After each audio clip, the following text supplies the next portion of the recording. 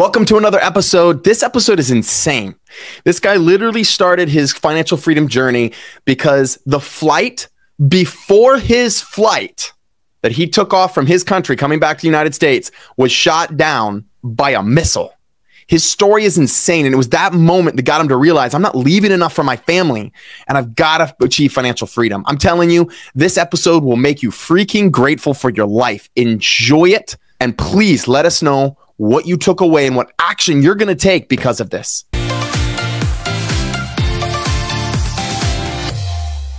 What does financial freedom truly mean to you? And since when, or how did you get even interested in achieving it? So I'm the first generation that actually immigrated to the United States. My parents didn't come, so I actually had to come here, and I always give them a hard time. Like, why didn't you just, drop me there? It would have been much easier. But I've been always like a classic 9 to 5 employee. Like, go to the work at 9, clock out at 5, check out your 401k, check out your stock options, things like that.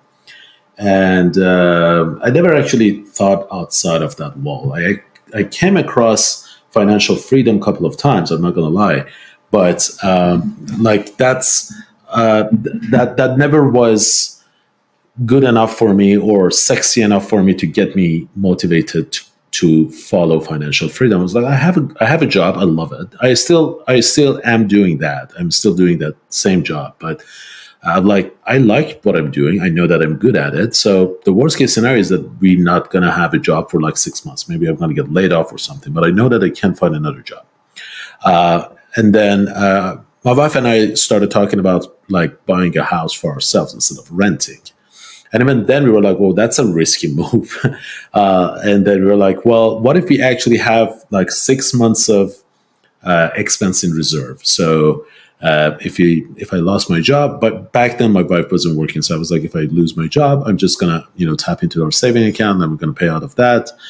So we don't, get foreclosed on. And it was 2015 that we were talking about this. We were like, maybe 2008 comes up and everybody was like, oh, 2008 is just around the corner. Flashback, it's like 8 years ago, right? So we're like, okay, let's do it. Let's be prepared for the worst case scenario. Worst case scenario of basically me not being employed for 6 months. So we did it. And then we bought this home. We basically became really responsible with our debt and everything. That was the case for like a couple of years. One time I actually went back to my home country and there was a kind of context around it. My country is one of the few countries that actually enforces military service, which means if you are an adult male, you have to serve 2 to 3 years as a militia or as a military personnel for whatever reason. For whatever reason, but it's awful because it's really majority of it is just wasting time. So what I did was when my age was getting to the point that I would have been forced to go to the military and serve for 2 years, I actually left the country and never went back for like 10 years. And then they came up with a new regulation that was like, hey, you can come back, you can visit your family as long as you leave again within 3 months. It's okay, you can visit your country. I was like, cool, deal, let's do it. So I actually went there, visited my parents, and literally the next day, I guess, it was like next day, there was a drone attack that killed a top official of my country. And there was discussion all of a sudden. There was discussion of we need to retaliate this. We need to go to war. And it was Trump on the other side. And it was like, hey, you guys do any retaliation, it's going to be full dead end war. We're going to start invasion. So all of a sudden I was like, holy crap. I'm in the middle of something. And then I was like, no, it's probably not going to be a big deal. Specifically because if there was a war, there was a fine print under that 3 months thing is that if there's a war, we're going to draft you. You can't go back. And then my wife was calling me as get out. You need to leave the country before it's too late. And I was like, that's fine. There's no way anybody will, start a war for nothing. So I think we're good. And then one night at 1 midnight, she calls me and she's like, you have a couple of hours to get out of the country because there's a direct missile attack from my country to an American base. So there's going to be a war really soon. I was like, wait, what? And then I checked the news and she was right. And I was like, okay. And there's going to be in a couple of hours, they're going to announce war. And when that happens, the borders are closed and I can't get out. So I was checking all the airports, and all other countries, even they shut down all the airports, because when there is a speculation of war, there's no commercial flight coming in or out, obviously. But there was one airport open. I was like, okay, that's good enough. I want to get there so that I can get out. So I went to the airport. I like really rushed into it. It was midnight. I didn't even say, goodbye to my parents. And then I did say goodbye to my mom. I didn't say goodbye to my dad. He was sleeping. And then I got to the plane and I checked the news, and I was shocked to the core, because the previous flight going from the same airport, same direction, was shut down by 2 missiles, and 176 people unfortunately died right on the spot. It's an awful catastrophe, but I was This was a commercial flight. It was a commercial flight. Yeah, a commercial flight was shut down. I was like, damn, shoot. Like, I'm in the next seat. I don't know what is it. Maybe the war is a starter, whatever it is. Like, is it really safe to go? If I don't go, I'm probably going to get drafted. If I can take chances and go, because there were a couple of other flights that actually made it through, but some didn't. And it was like, holy crap, maybe this is really my last 5-10 minutes of my life. And if that's the case, what am I going to do with it? And I remember I was like, don't panic. It could be the last 10 minutes. What are you going to do? And I looked at my phone. The phone actually had 8% battery charge. I clearly remember that picture. Your emotion was heightened. You remembered exactly how many percent. 100%. It's like when everything is like a slow motion, because I was like, I need to do something. So I was okay, I need to let my wife know, because back then I was handling all the financials and everything. So I was like, I'm going to schedule an email for 2 weeks, because she would be stressed out. If I just send an email like that, she will freak out. So I was like, I'm going to schedule an email for 2 weeks. So if something happens, she still receives the email, but, the tensions are a little lower.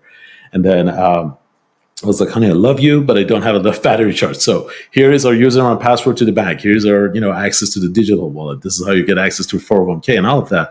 And I scheduled the email, and, the reception was bad and the battery charge wasn't there, but I managed to do it. And then I was like, okay, so I did that. And then I started thinking, I was like, holy crap, like I've been living for, 35 years or something. And this is all I'm leaving behind. It's really like 5-6 months of living expenses. That's it. I didn't leave anything behind.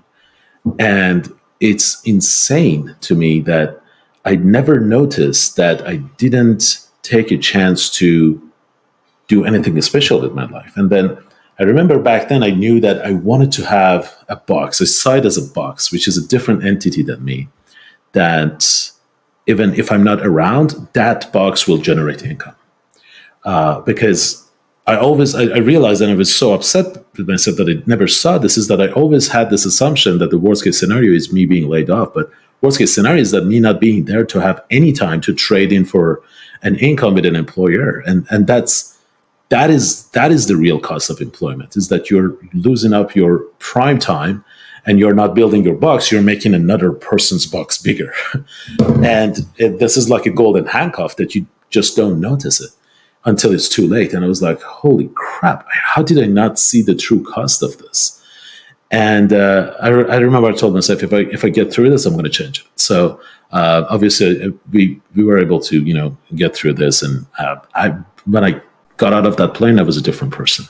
So the flight left, you got on, and it made it.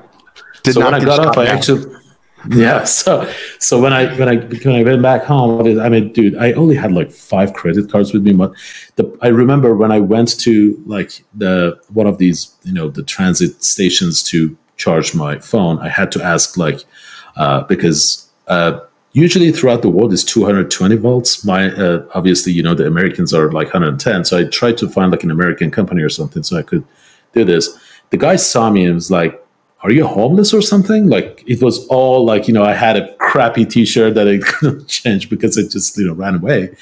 But I was like, and when I actually had my, phone charged, I looked up like, how can I, make money with like cryptocurrency? Because I didn't know what, I just knew that I need to build a box. And then I came across, Bigger Pockets, and the rest is history. But to answer your question, it was a very long way to answer this, that financial independence to me is not just like, oh man, I can just go to the beach and, have pina coladas and, look at the beach and enjoy my, life. Obviously that's a great side dish to have. The main dish, or the meats and potatoes, as they say in the South, is that you would be able to basically, at some point you're going to die. Everybody's going to die.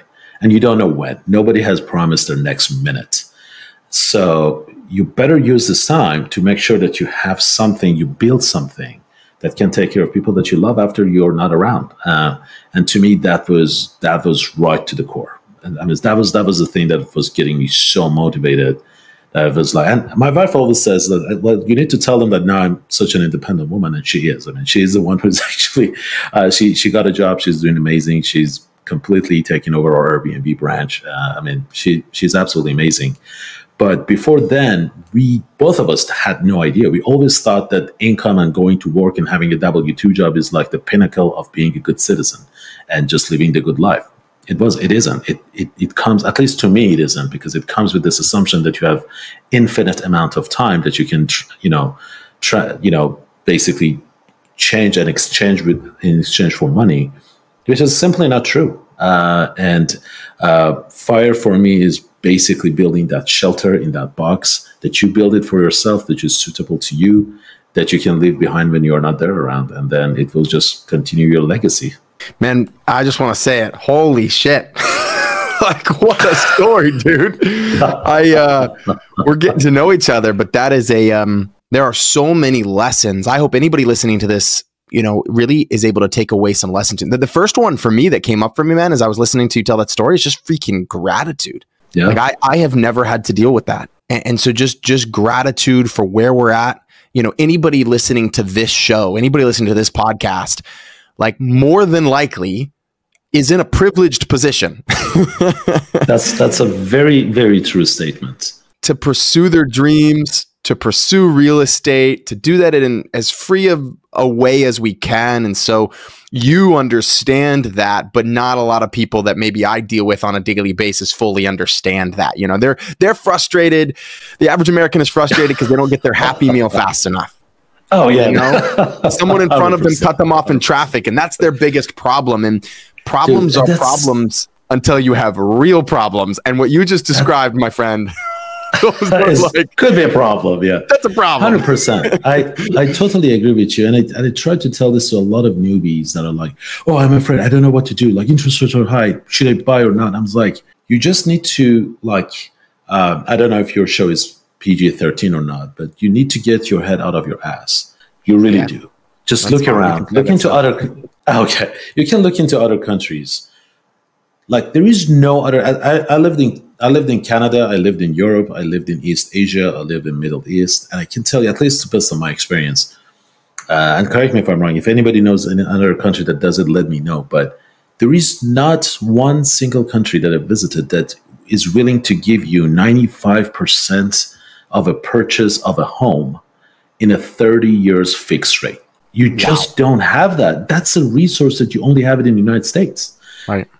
This is the only country that you can just go to. I mean, I can talk about how shocked I was when we got our first loan, and it talks to the core of the nature of this country. The nature of this country is supporting entrepreneurs. It's not supporting hourly workers. If you are an hourly worker, I'm so sorry to tell you this, but you are being cheated, because you have so many few access to a lot of things that you're just getting paid just to survive and serve another person to make their box bigger. It's all about that box, man.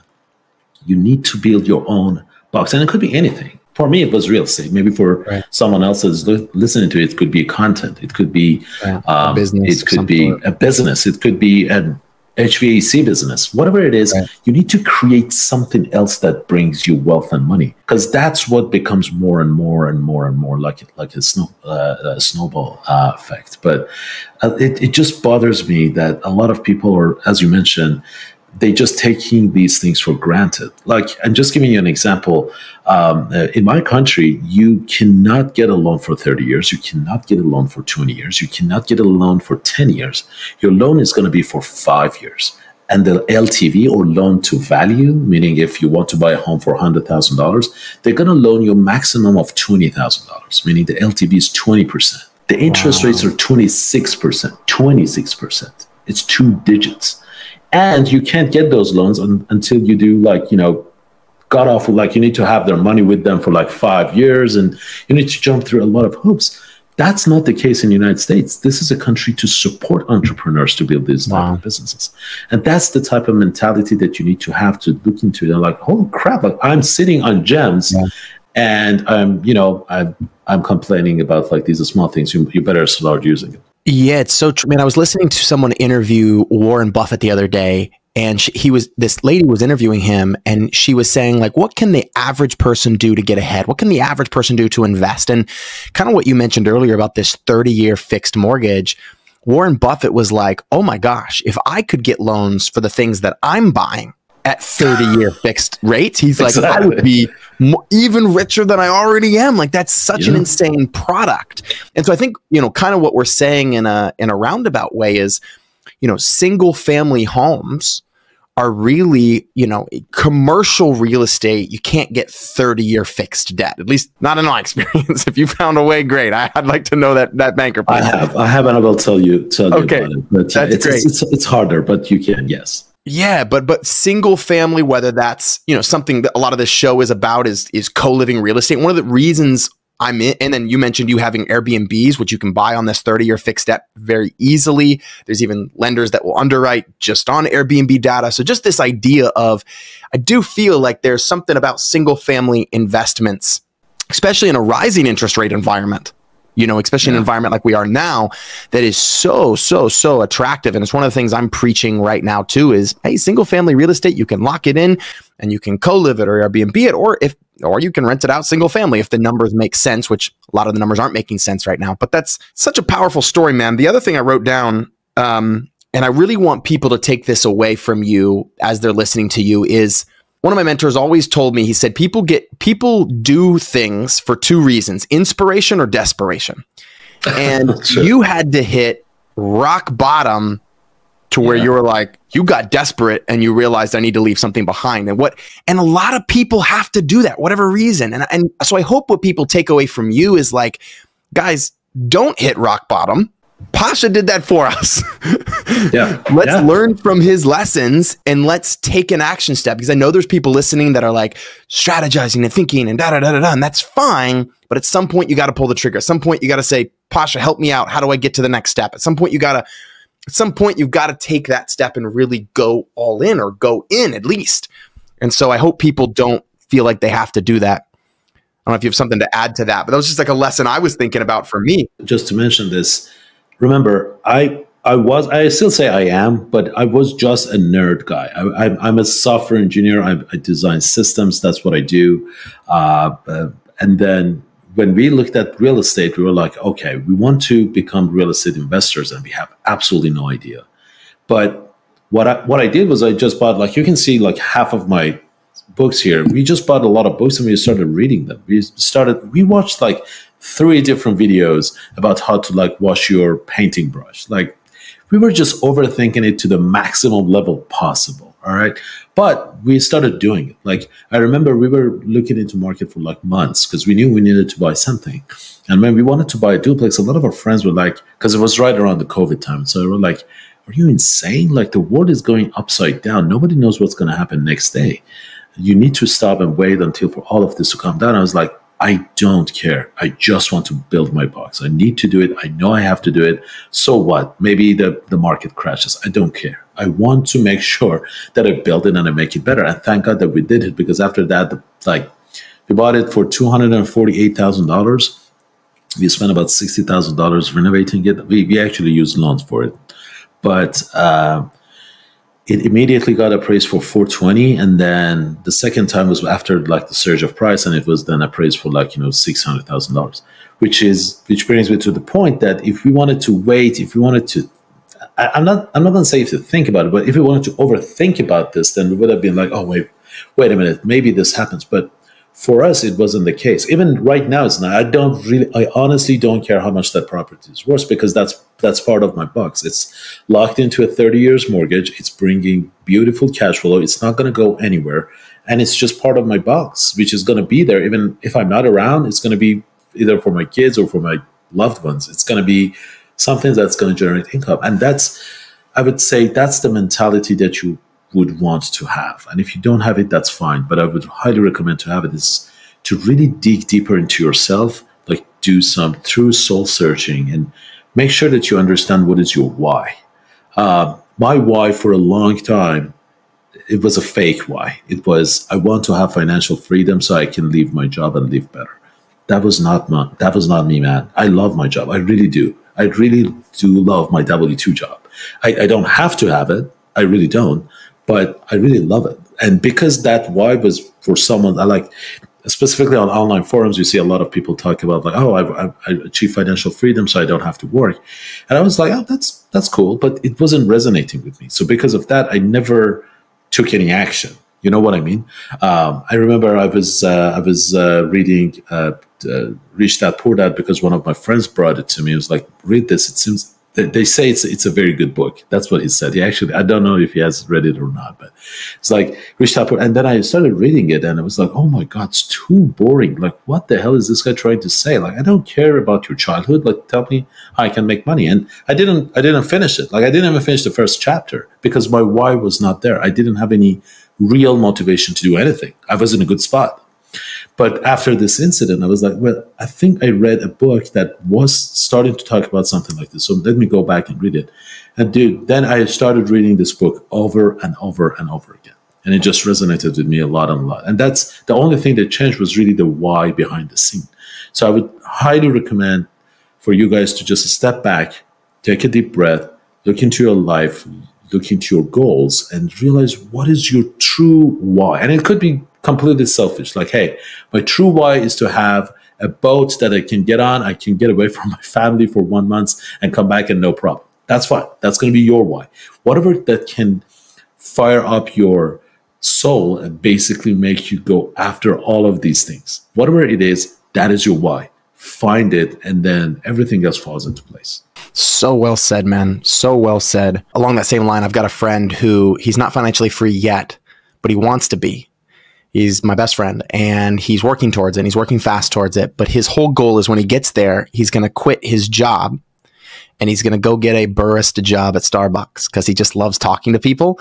And he's like, I just want to pull up the start. Like, the real goal here is not to not work. Even Brandon Turner, he was on this podcast a couple episodes ago, and he was saying passive income's a myth because nobody ends up doing, like, nobody just sits on a beach and does nothing. Like, we all want meaningful work, like you're saying, Pasha, and we want that to be something meaningful. And that's what gives purpose to our lives. So people recognizing that that's the real goal, do the work that we want and we love, whether that's with our family or our church or our community or our synagogue or whatever. Like, that is what it is. Well, I want to switch gears here a little bit. Man, you just have such an inspiring story. So thank you so much for sharing that. That first 25 minutes or so, 20 minutes or so is like, that's incredibly, incredibly inspiring. I want to talk a little bit more for the second half, just about a little bit more of the tactics. First of all, I'm dying to find out how you get 30-year fixed rates on commercials. So that's a selfish question. So I want to know that, but I also want to know, like, what is working in the marketplace today for investors who are looking to become financially free? Like, what's working? What do you see are the fastest, strategies out there?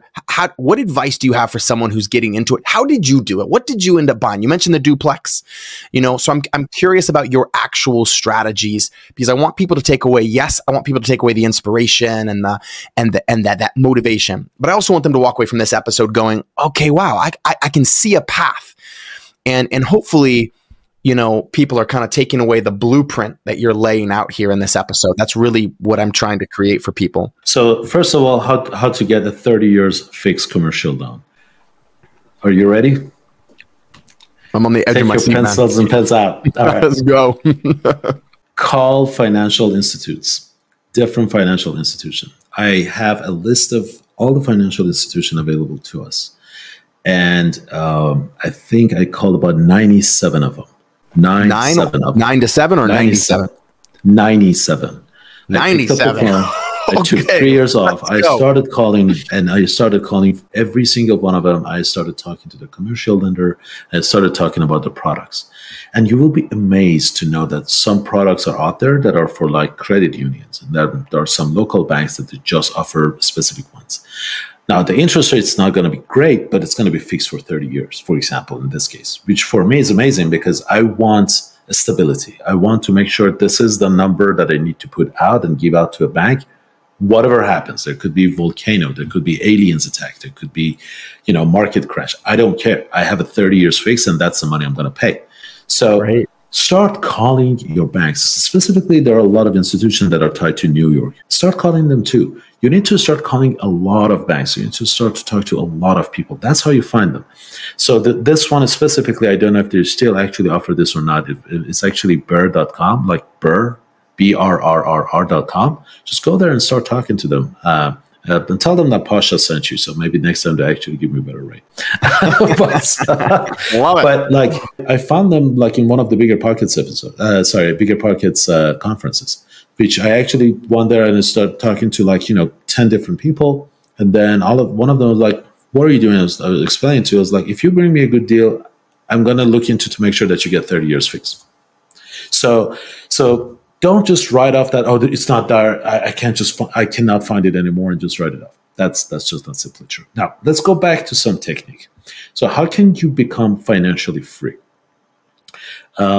This is where I would say it's really, really important to, again, go back to why you're doing this, why you are even thinking about financial free. If you don't want to be financial free, that's fine. 100% fine. If you want to be financial free, how much are you willing to sacrifice your present? How much are you willing to sacrifice your time? How much are you willing to sacrifice your money? And when you have a good idea, so for example, if you ask me, I'm willing to sacrifice 8 hours of my day for the next 3 years to make sure that after that I have full financial freedom. And then you'll be able to go backward and look into, all right, finding a deal is going to take me this much. Finding a good lender is going to take me this much. Doing the renovation myself is going to be this much. And that's where you would be able to allocate your resources to your future self to know how you can get to the point. But now let's actually talk a little bit about actually doing it. So let's say you have unlimited resources. Let's say you definitely know that you want to get to financial freedom. One of the main things that always works has been real estate. But the last 2-3 years, in my opinion, it's been just like free candy for everyone, right? They were just basically they were enforced to hand out money for next to nothing because the economy was not surviving. We got hit by COVID. 70% of the population that are, paycheck to paycheck could have completely be underwater, and then we would have Mad Max type of civilization if that would have been the case.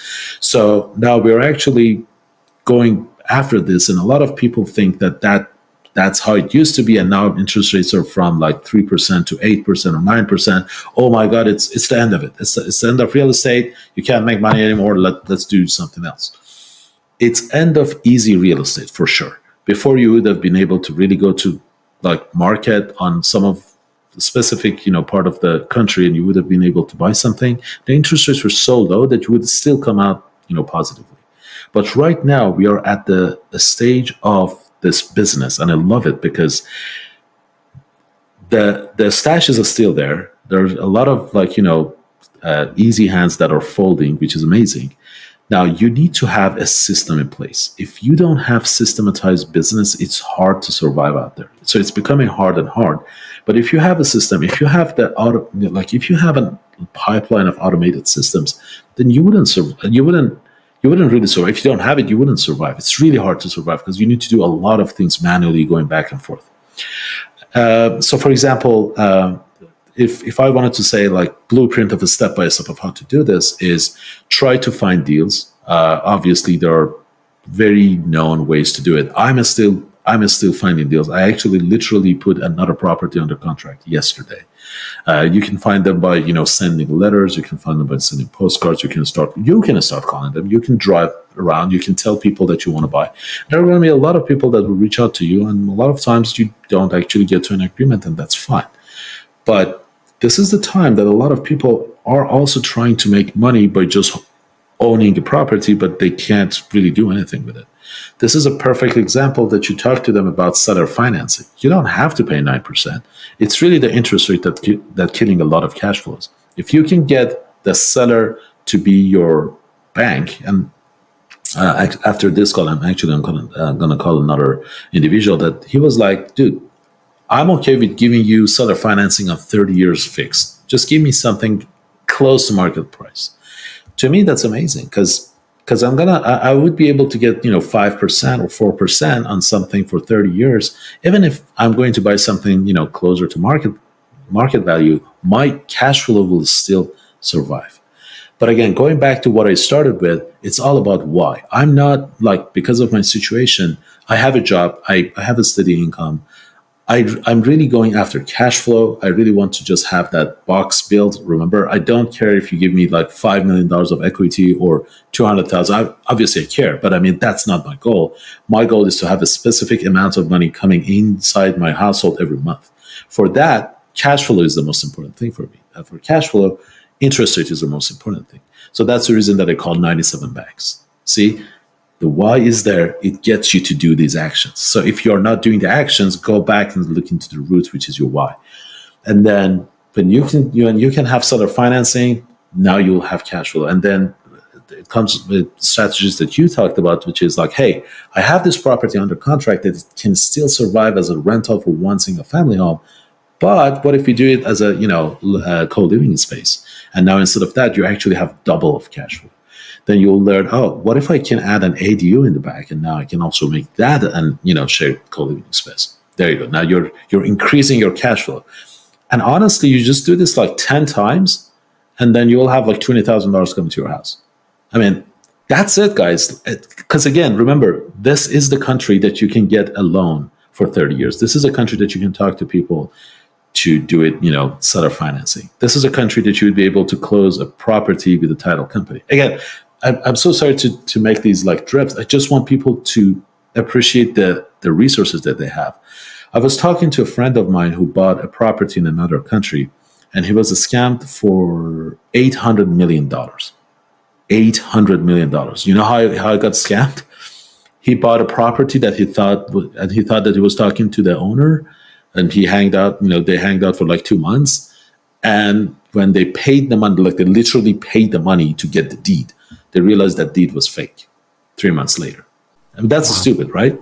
They don't have the process of title and closing that we do here. Like in title, you have a title insurance for the exact same reason. These are the systems and resources that are available here that a lot of people just take it for granted. That, I'm just going to go to closing company, I'll close on it. And a lot of other countries, it's not like that. You can get scammed. You don't know what type of property you're getting until you actually get the deed. And that deed can be indeed fake. And that's the reason I'm saying, like, you are in a workshop with like hundreds of tools available to you. All happened is that all of these shelves of tools are just going a little bit higher. So you need to step on a pedestal to get the tool. The tool is still there. You need to work for it. If you are among the other 100 people that are out, the tools are out of reach, the interest rates are high, we can't do this anymore, then guess what? You can't really survive in it. But if you are a warrior type of person, if you have a mentality of doing it instead of finding an excuse for not doing it, you will find a way. And that's the only thing I want to leave with you. Man, it's so good. I think I love what you're saying. I think you're dropping some real gold, because the truth is, there's a million strategies out there to achieve real estate. But I love how you just shared it so simply. And that's the truth. I mean, if we're talking about deals, finding good deals runs every real estate engine in the entire world. Everybody needs good deals. And so if you can put yourself in places where deals are found, you will be the most valued guy in the real estate chain. And I know that from my experience. I feel like that's what you're saying. It's funny. I can have someone come to me and tell me they're a wholesaler, or they're whatever, they're doing this. And it's like, okay, cool. But then when they bring me a deal, all of a sudden they get all my attention. I'm like, whoa, you can find good deals. And obviously I'm looking specifically for my buy box is something that fits co-living. I need something bigger than 2,500 square feet. I need something with no HOA, with enough parking. But if it has that and someone can bring me a deal, it's like, whoosh, right? And I'm sure the same with you, Pasha. If someone brought you a good deal, it's like, oh, I'll pay attention to you, right? And people are always willing to pay for those good deals. It's so, so, so valuable. And so I love that you're sharing that. It starts with the mindset, right? If I were to break down what you just shared as the blueprint, it starts with your mindset. That's like the biggest piece to this.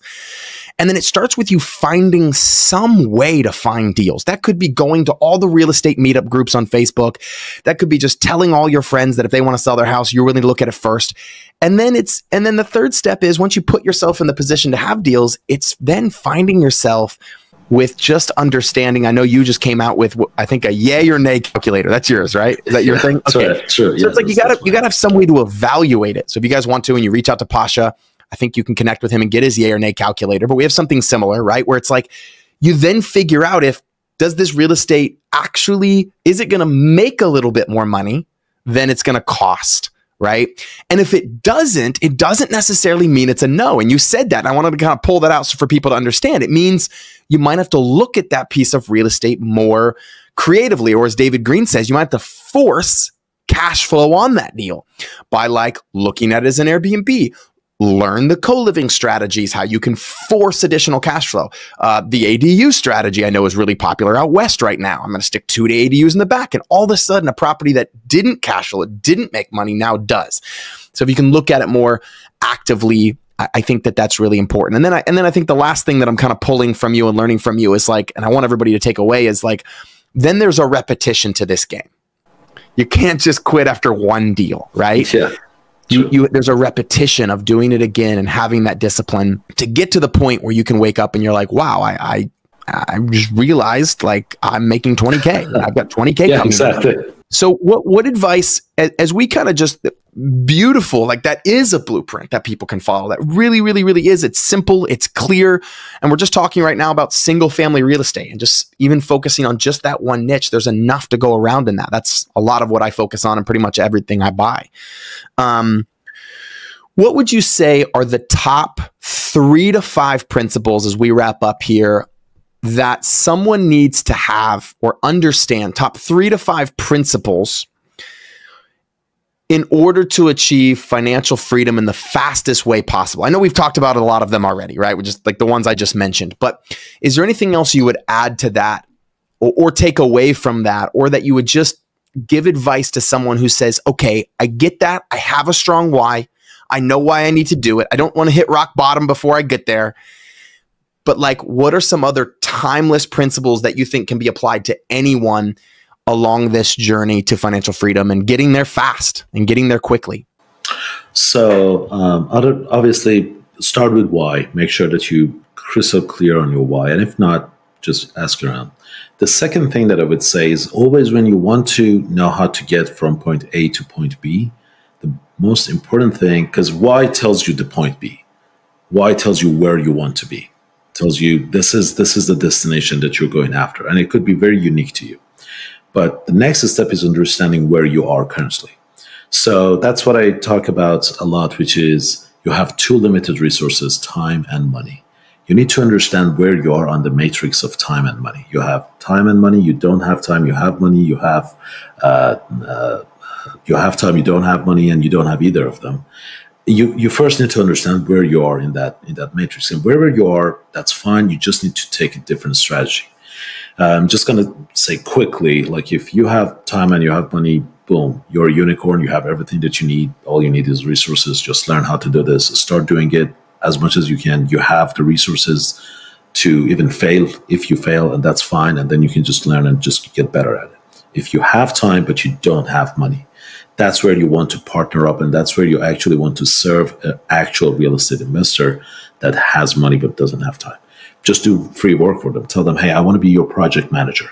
And then just start looking after, and just tell them, hey, tell me what I need to look after, and I will do it and I will report it to you for free.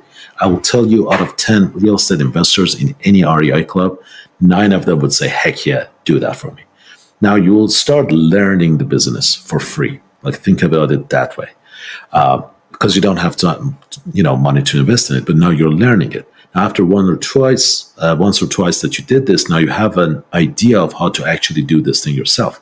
Now you can go back to the same real estate investor or others and say, hey, look, here are the projects that we did, and I actually managed them, but now I want to do it with you. And I will take, 10, 20, 30% of these flips.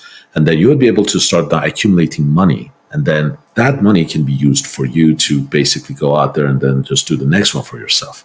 Because again, that's how you can navigate your way through it. Now, if let's say you don't have time, but you have money, which is amazing, that's where you would need to start really building your relationship with wholesalers or agents, because these are the people that are actually going out there and they're finding deals for you. These are the people that you can actually get with them.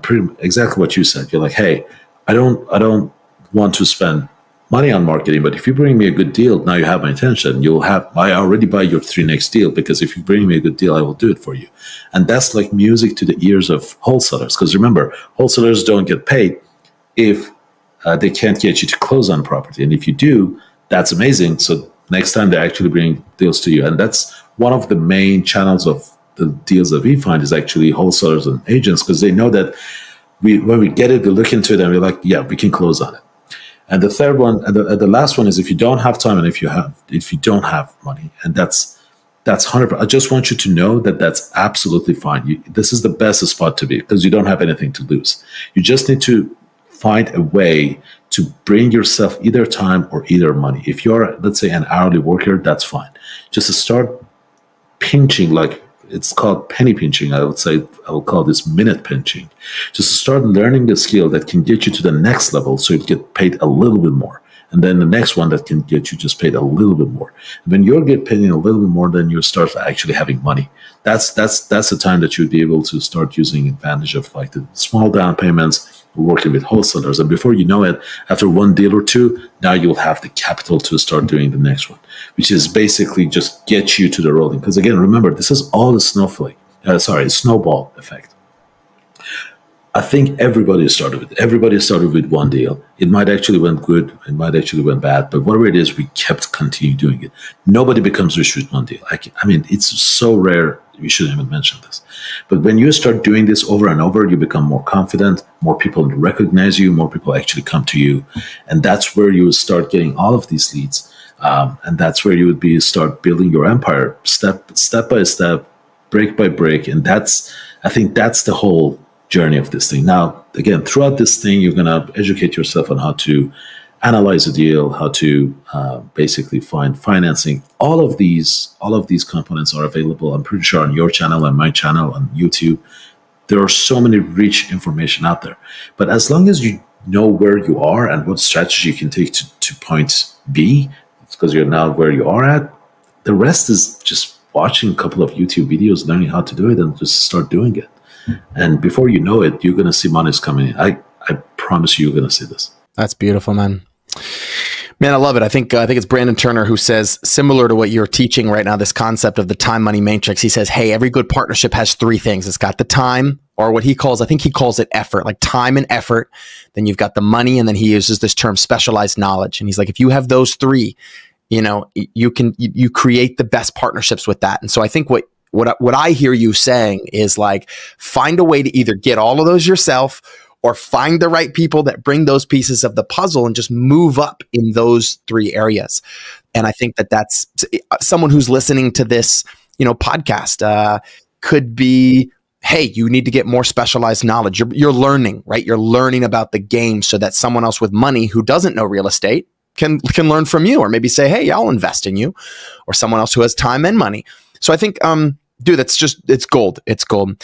Well, man, it's been super great having you. Thanks for dropping so much value, all the value. If someone wants to get in touch with you, I know you're I follow your Instagram handle, and I just see you always dropping these like little nuggets and these little things that are just out there to really educate people about real estate. And I just love it. Thanks for your heart on that. I really sense that you're doing that from a genuine place of like, let's give, let's serve. This is something that's changed your life. It's changed my life, and you're giving back. And I love that about you. How does someone get in touch with you? How do they continue to follow you so that they can just stay up on your story, man? I'm active on Instagram. The handle is @Techie Real Estate. It's all one word, Techie as TECHIE, Real Estate, all one word. I would be more than happy to see you guys and following my journey. And as you mentioned, I just love to share anything that I know, and hopefully I can do a good job. From missiles to Millionaire. That's the name. That's gonna be the name. Well, I did a shot at the missiles. The missiles were kind of shot at you. Exactly. All right, man. Well, hey, thanks for being on the show. Great to see you. Thanks for the time. Thank you, man.